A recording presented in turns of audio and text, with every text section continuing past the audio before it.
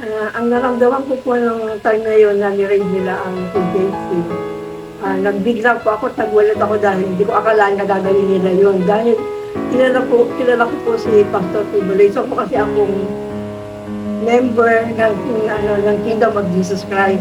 Mula po sa pagkabata ni Pastor, alam ko na po yung nagdaan sa buhay ni Pastor. Kaya nag-aral po ako ng buhay ko dahil alam ko na ang paglilingkod na ito totoo at siya ang ginamit ng Panginoon para sa kaligtasan ng mga tao. Sa naramdaman ko po dun sa nangyari sa sa KOJC compound last June 10, syempre po malungkot kasi hindi po natin inasahan na mangyayari yun na magkaroon ng raid na ganun ka-worst. So para sa akin, bilang full-time miracle worker, nasaktan po kami dahil ganun po ang ginawa nila sa ating compound, pilit nilang pinapasok na which is pwede naman silang makiusap at yun nga nangyari, pinagbigyan naman sila na makaikot doon sa compound natin. So sana man lang po bigyan naman po ng kagaya ng ipakita naman nila yung human rights na huwag naman na basta-basta sasaktan na lang yung mga tao na inosente po. Kasi kami dito sa Kingdom, wala kami ibang ginagawa dito kundi magpuri at manalangin lang sa Ama. Para po sa akin, ang masasabi ko, ito po yung isang napakalaking dagok para po sa mga Kingdom citizen. Napakasakit po para sa akin kasi po, siyempre, pinagkaisahan natin yun. Maraming mga taong nasaktan, tapos maraming yung mga panay pinaghahalbot doon. Masakit talaga tingnan.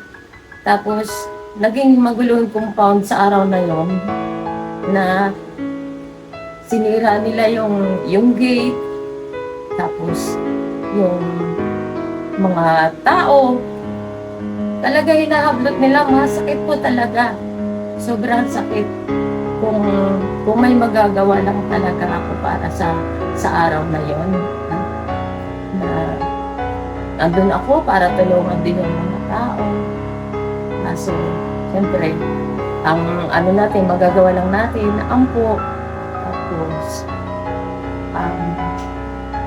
ang makiisa sa mga panalangin na para ihinto nila yung kanilang ginagawa. Sobrang sakit talaga. Kasi nung araw na yon, sabi ko, bakit ganon yung gobyerno? Sabi ko ganon. Hindi naman nila yung pinaghirapan, bakit kailangan nilang sirain? Sobrang sakit talaga. Ang masasabi ko lang, talagang nasaktan ako. Dahil, siyempre, alam mo, grabe ang kabutan ni Pastor na pinakita na sa atin. Tapos, kaya nga tayo, nandiyan tayo sa loob, nakapasok tayo sa loob ng kalendaryo na enlighten tayo sa mga misa ni Pastor sa pagtuturo na sa atin, na tayo ay nakakilala sa ating dakilang Ama. Tapos, grabe pa ang ginawa na sa ating pinakamapastor. Pinagbintangan nila ng hindi magkanta. Ang mga kasinungalingan, naniwala sa mga kasinungalingan na ginawa ni Pastor hindi man totoo.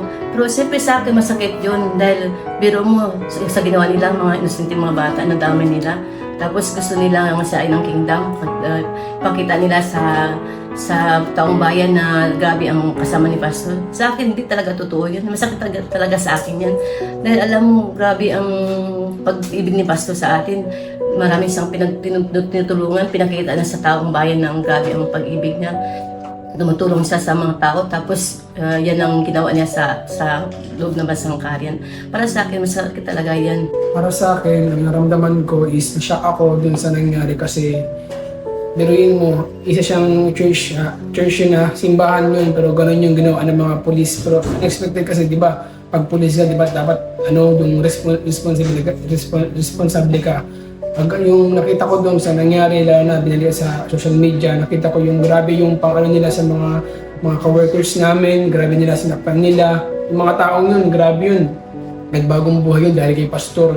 Dahil doon sa nakita ko, grabe, shock, parang masakit para sa akin yung ganun nangyari para sa akin.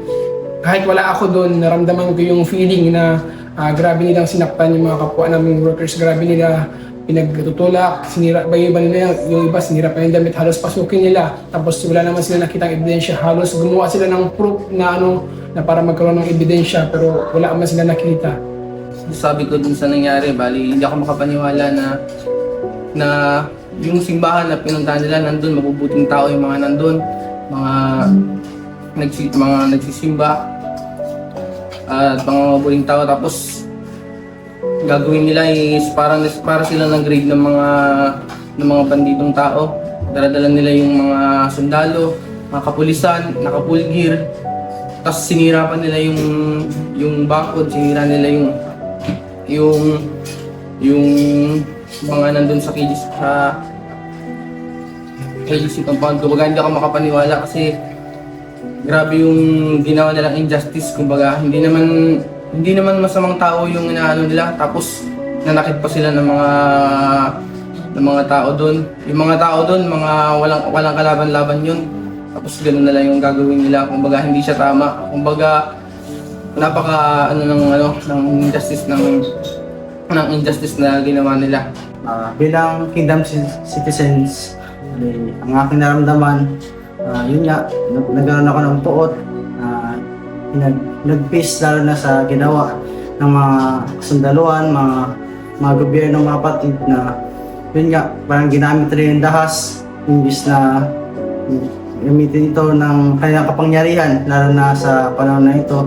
Pero gumamit sila ng harasan lalo sa ating mga kapatiran doon sa ating compound, mga kapatid, na lalo na yung pagwasak na kapatid na walang permisyo, na basta-basta silang pumasok, na doon ako na nagulat na nabigla ako, mga kapatid, na ba't ganun na punta pa ganun sa punto na ganun na nagkaroon pa ng karahasan.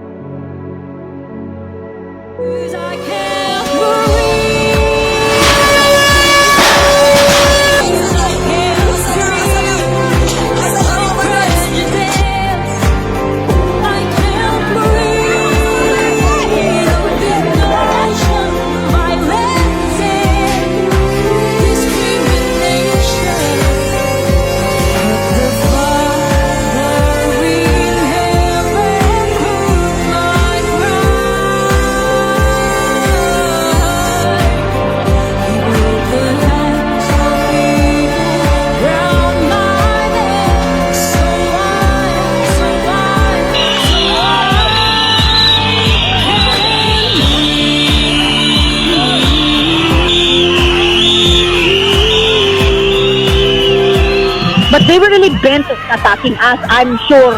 Or else, hindi sila naka-full battle gear.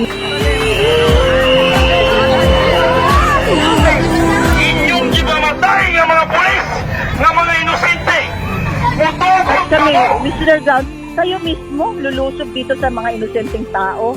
Isang lugar na napakaganda at peace, loving, holy.